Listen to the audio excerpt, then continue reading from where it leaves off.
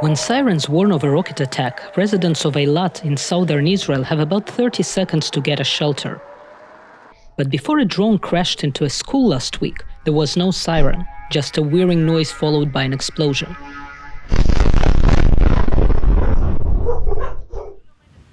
"12-year-old Gal Harari says most students had already left the building, with about 40 inside for after-school activities. We were preparing in the past few days. We had a lot of drills, so the students knew what to do. We were lucky that nobody got hurt. It was a real miracle." The drone, which Israel Defense Forces say came from Syria, damaged the building. There were no injuries.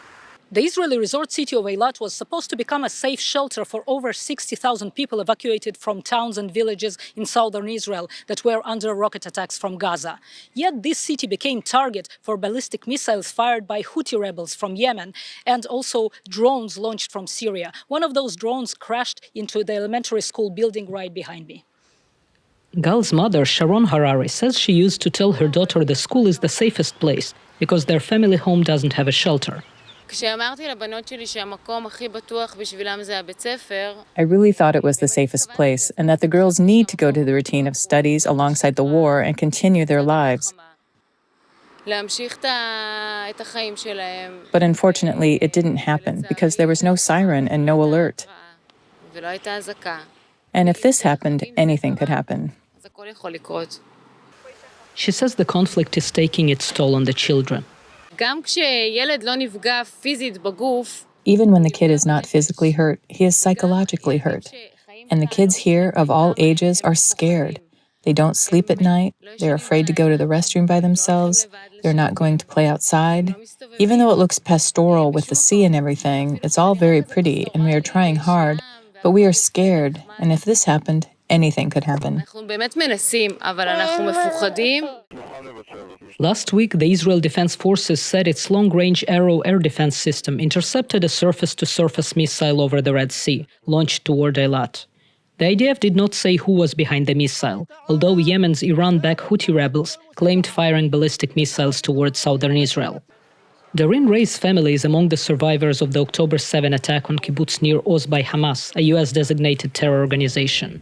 1/4 of the community of 400 were among the victims. At least 20 people were killed and more than 70 kidnapped. She says Hamas was inside her family's home, but couldn't break into the fortified room where she, her husband, and their 3 kids were hiding, holding the door for 8 hours. The family evacuated to Eilat, which now is being targeted. For the surviving Nir Oz members, it will be years before they can return to their kibbutz if they decide to. There is a plan that we go together to some place with buildings that it's very different from our life, just for 2 or 3 years. And in the end, we're supposed to come back to the kibbutz after they will fix everything and make it renew. I don't know if I come back. Actually, I want to say that I don't come back because my kids very scared. And also, me and my husband, we promised them all of their life, don't be scared. The soldiers is here. They working as very hard for us and they will never let something happen. On October 7th, she says, nobody came. Natasha, Mozgovaya, VOANews, Eilat, Israel.